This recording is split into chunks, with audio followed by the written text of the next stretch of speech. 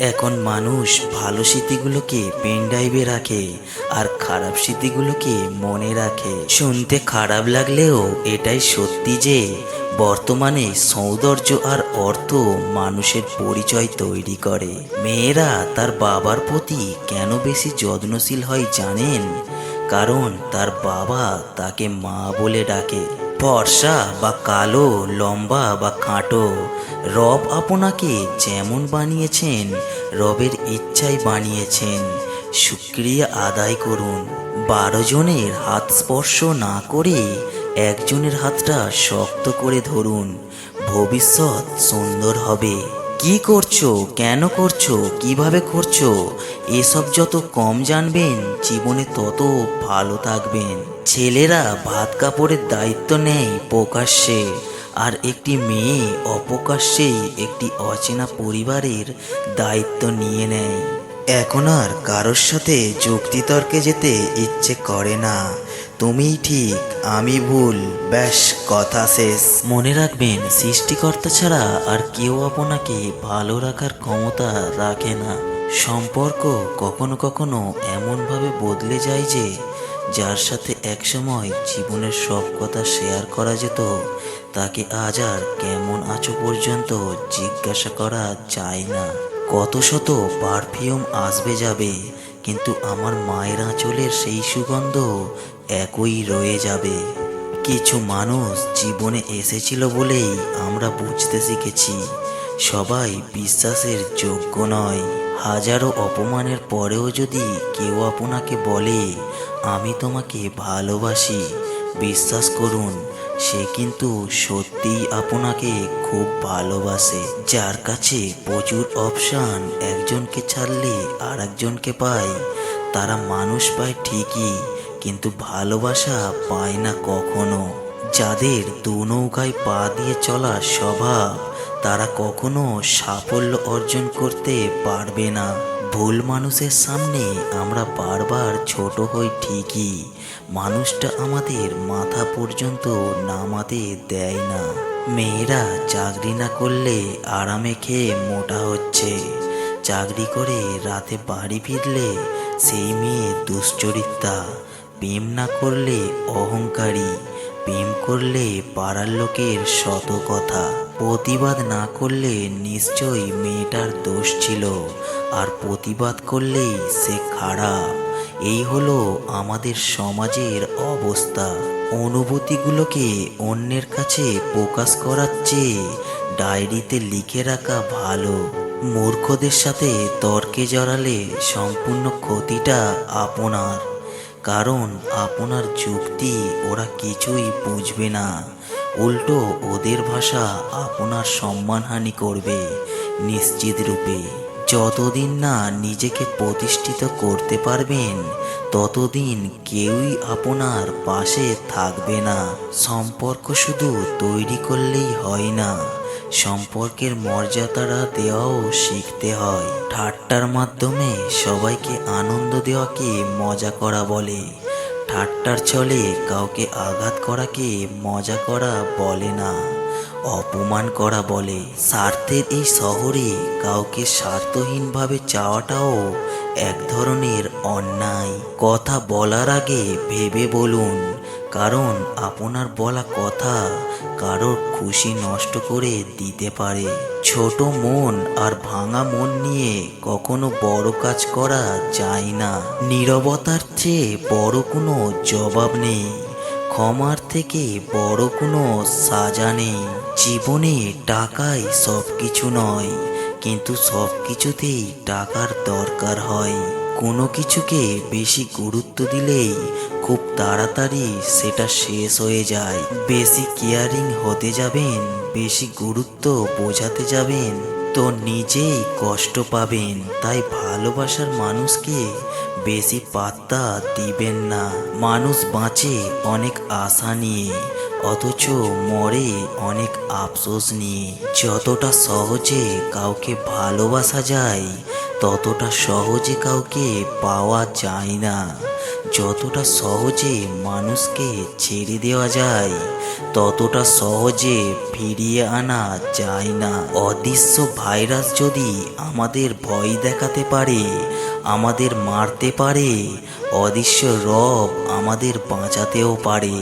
তাই রবের ওপর বিশ্বাস রাখুন, তাকে ভালোবাসুন।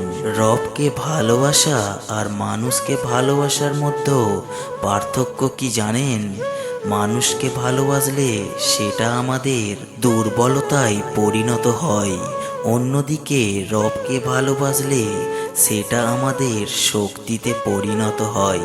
টাকা জমিয়ে শখের জিনিসটা কেনার মর্মটা একমাত্র মধ্যবিত্ত পরিবারের ছেলেমেয়েরাই বোঝে। মানুষ এখনো এটা বোঝে না যে রব সম্পর্ক জিনিসটা বানিয়েছে একে অপরের কেয়ার করার জন্য, একে অপরকে ব্যবহার করার জন্য নয়। চোখের জলটা সহজেই মুছে ফেলা যায়, কিন্তু চোখ থেকে জল পড়ার কারণটা মুছে ফেলা যায় না। আমাকে কেউ খারাপ ভাবলে আমি কিছু মনে করি না, কারণ একজন মানুষ কখনো সবার প্রিয় হতে পারে না। আমি আমার বিবেক দিয়ে নিজের পথ চলবো, যে চেনার সে ঠিকই আমায় চিনবে। বুদ্ধিমানেরা কোনো কিছু প্রথমে অন্তর দিয়ে অনুভব করে, তারপর সেই সম্বন্ধে মন্তব্য করে। নির্বোধেরা প্রথমেই মন্তব্য করে বসে এবং পরে চিন্তা করে। মেয়েরা জীবনে দুটো জিনিস চায়, একটি হলো সম্মান আর একটি হলো মনের মতো জীবনসঙ্গী। নারীরা স্বভাবতই তাদের স্বামীর কাছ থেকে সব কিছুই পাবার পরেও অন্যজনের স্বামী কি করে, তার স্বামী তাকে কি দিল, এই বিষয় নিয়ে নিজের স্বামীর কান ভারী করে তোলে এবং তুলনা করে। তবে স্বামীর উচিত তার স্ত্রীকে বুঝিয়ে বলা যে রব সবাইকে সব রকমের সক্ষমতা দেননি, তাই অন্যের বিষয়ে কান বা নজর না দিয়ে নিজের দিকে দেওয়াটাই ভালো, তাহলে সংসারে সুখ আসবে। উপকার কখনো তার কাছ থেকে নিও না যে উপকার করে সেটা নিয়ে বারবার খোঁটা দেয়। রিলেশনশিপ হচ্ছে তাজমহলের মতো, দেখতে সুন্দর হলেও গড়ে তোলা অনেক কঠিন।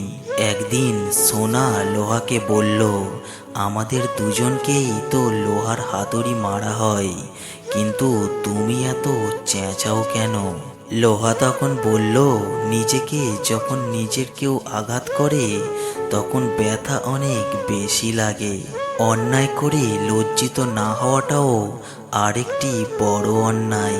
সম্পর্কের গুরুত্ব দুজনকেই বুঝতে হবে, সেটাকে বাঁচিয়ে রাখতে হলে দুজনকেই একে অপরের প্রতি বিশ্বাস রাখতে হবে। কারোর একার চেষ্টায় কোনো সম্পর্ক টেকে না। বাড়িতে পৌঁছে একটা কল করিস, কথাটাই অনেক কিছু জড়িয়ে থাকে।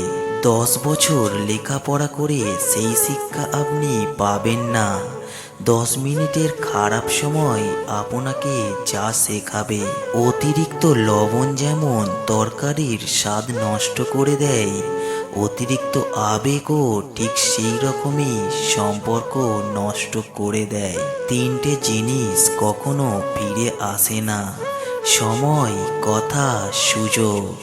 3টে জিনিস হারানো ঠিক না, শান্তি, আশা, সততা। 3টে জিনিসে পতন হয়, অহংকার, মিথ্যা, হিংসা। 3টা জিনিস খুব দামি, ভালোবাসা, আত্মবিশ্বাস এবং বন্ধুত্ব। সাময়িক আবেগে পড়ে চিরস্থায়ী সিদ্ধান্ত নিও না। সাফল্য অভিজ্ঞতা থেকে আসে, আর অভিজ্ঞতা খারাপ অভিজ্ঞতা থেকে আসে। জীবনের 6টি নীতি।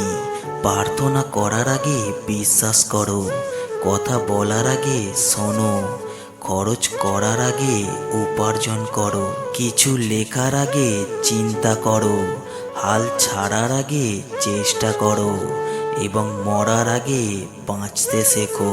মানুষের মনটা বুঝতে শেখো, তার কথাগুলো নয়, কারণ একটা কথার একাধিক মানে হতে পারে। যে ভালো দেখতে তার কাছে নয়, যে ভালো রাখতে পারে তার কাছে যাও। যে তোমায় পেয়ে অন্যকে ভুলে যায়, সে তোমার থেকে ভালো আরেকজনকে পেলে তোমাকেও ভুলে যাবে। কারণ সে কাউকে ভালোবাসে না, সে শুধু সবার মাঝে নিজের স্বার্থ খোঁজে।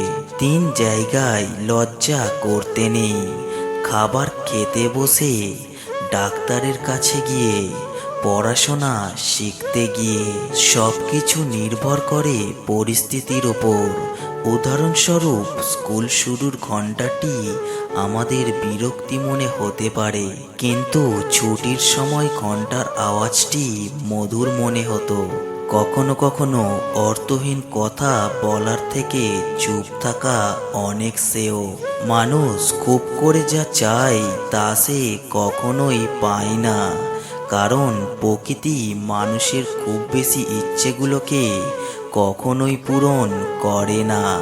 লোকে বলে, তুমি তার মধ্যে কি দেখেছো? আমি বলি, তাকে দেখার পর আর কিছুই দেখিনি। এক সময়ের পর মানুষ কাঁদে না, নীরবতাকে সঙ্গী করে নেয়। একলা চলতে শেখো, একলা কিসের ভয়? বিপদে পড়লে কেউ তো কারণ নয়। কঠিন সময়গুলো একাকেই চলতে হয়।